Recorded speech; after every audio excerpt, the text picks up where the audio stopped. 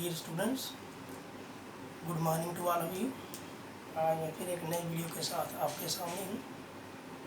आज का जो मेरा वीडियो है वो है क्लास 8, सब्जेक्ट है सिविक्स, और हमारा जो आज का लेसन या टॉपिक है वो है role of government in health, कि स्वास्थ्य में सरकार की क्या भूमिका है, सेहत के प्रति सरकार का क्या रोल है।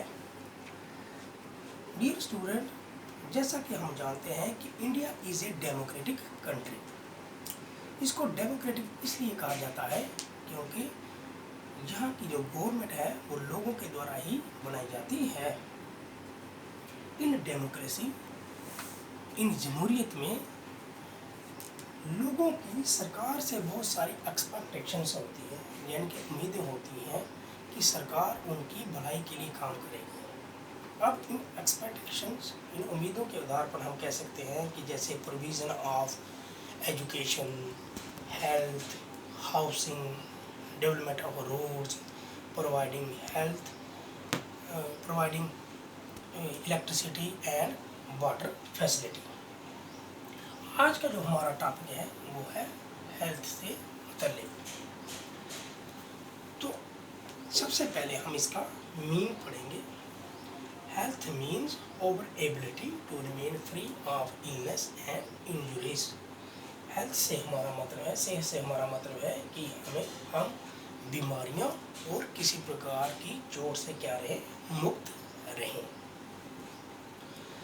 डियर स्टूडेंट्स, हेल्थ का जो मतलब है, सेहत का जो मतलब है, जो यहाँ तक ही सीमित नहीं है कि अगर हमें कोई बीमारी नहीं है तो हम स्वस्थ हैं। बीमारी के अलावा भी बहुत सारे कारण हैं जो हमारी सेहत पर क्या करते हैं, बुरा असर डालते हैं। जैसा कि हम कह सकते हैं कि अगर हमें भरपेट खाना ना मिले, पोल्यूटेड इन्वायरमेंट मिले, पीने के लिए साफ पानी ना मिले तो हम सेहतमंद नहीं रहेंगे। हमें सेहतमंद रहने के लिए पोल्यूटेड फ्री इन्वायरमेंट चाहिए, क्लीन ड्रिंकिंग वाटर चाहिए, वगैरह वगैरह, जिससे हम सेहतमंद रह सकते हैं। हम चाहते हैं कि हम जो भी काम करें वो चुस्त होकर रहें और बिना किसी टेंशन के करें। अगर हम टेंशन में रहते हैं और लंबे समय तक डरे समय रहते हैं तो ये हेल्दी लाइफ के लक्षण नहीं हैं।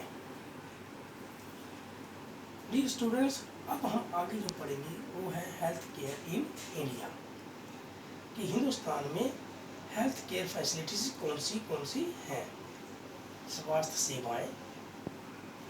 तो नंबर 1 पर हम पढ़ेंगे, इस चार्ट में हम पूरा पढ़ेंगे। India has largest medical college in the world.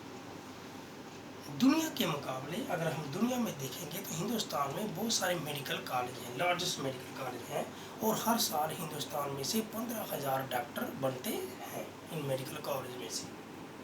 लेकिन अगर दूसरे पहलू में हम देखें तो मोस्ट ऑफ दीज डॉक्टर्स, ज़्यादातर ये डॉक्टर कहाँ बसते हैं, शहरी एरिया में बसते हैं। गांव एरिया में या रूरल एरिया में जाने के लिए इनको बहुत लंबा सफ़र तय करना पड़ता है। और अगर हम रूरल एरिया की आबादी के मुताबिक देखेंगे तो उसकी आबादी के हिसाब से डॉक्टरों की वहाँ पर क्या रहती है, हमेशा किल्लत रहती है। दूसरा पॉइंट, 1950 में हिंदुस्तान में 2717 हॉस्पिटल्स थे। अगर हम हॉस्पिटल्स की बात करें तो 1950 में हिंदुस्तान में केवल 2717 हॉस्पिटल थे, लेकिन आज हिंदुस्तान में जो हॉस्पिटल्स की तादाद है वो है 18,218। तो कितना फ़र्क इसमें आया है। अब दूसरी तरफ अगर हम पढ़ेंगे तो about 5 lakh people die from tuberculosis. तो हिंदुस्तान में आज भी हर साल 5 लाख लोग टीबी की बीमारी से मर जाते हैं, आज के दौर में भी। And 2 million cases of malaria reported every year. और आज भी 2 मिलियन केसेस मलेरिया के, आज के दौर में भी 2 मिलियन केसेस आते हैं मलेरिया के, हर साल रिपोर्ट किए जाते हैं, और ये आंकड़ा कम नहीं हो रहा है।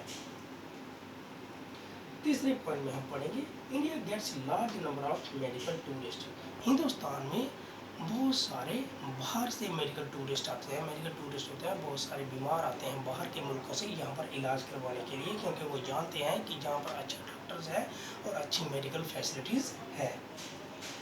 मगर अगर हम दूसरे पहलू में देखेंगे तो we are not able to provide drinking facility to all, कि हम सबको अच्छा पानी, साफ पानी मुहैया नहीं करवा सकते हैं। 21% ऑफ कम्युनिकेबल डिजीज, 21% जो कम्युनिकेबल डिजीज हैं वो किससे होते हैं? वो वाटरमॉर्न डिजीज होते हैं।